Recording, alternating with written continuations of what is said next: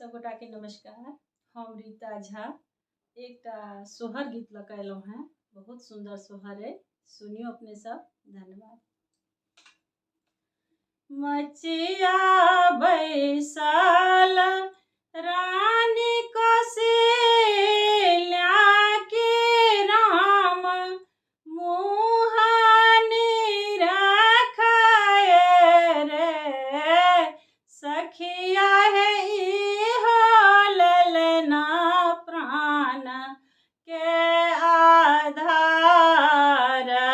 कावन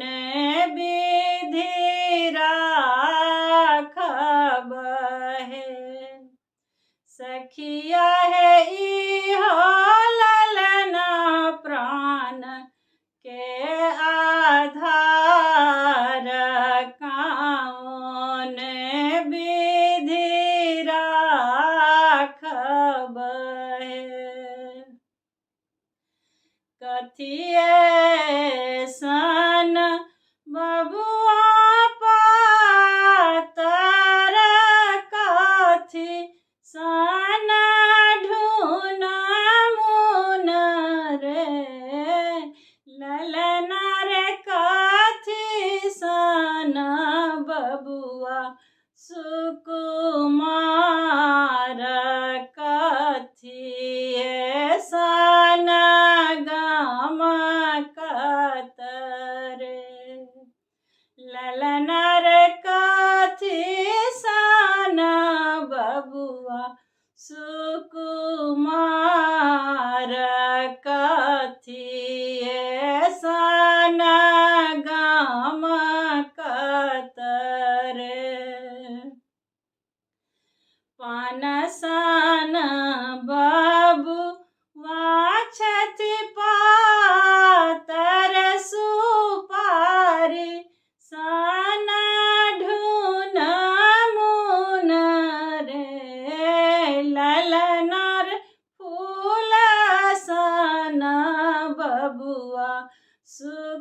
सुकुमार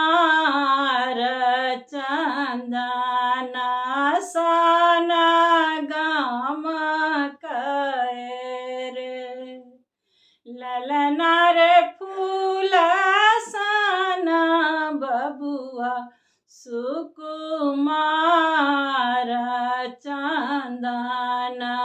सन गमकए रे केयो लुटाबे अनधन सोन माकी केयो हाथ कंगना लुटाबे रे ललनर केयो लुटाबे अयोध्या राज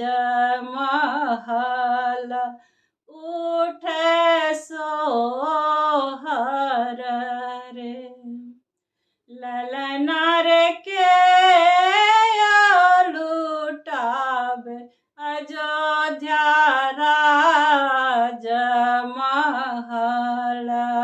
उठे सोहर रे राजा लुटाबे अनधन सोन माकी रानी हाथ कंगना लुटाबे रे ललनर प्रजा जन लुटाबे अयोध्या राज महल उठे सोहर रे ललना रे प्रजा जन उठाबे अयोध्या राज महल उठे सोहर रे जे हो सोहर गाबे गाबी के सुनाल रे ललनर तीन का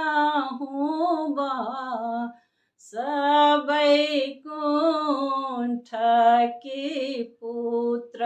फल पाओल रे। ललना रे तीन कहूँ बास बैकुंठ की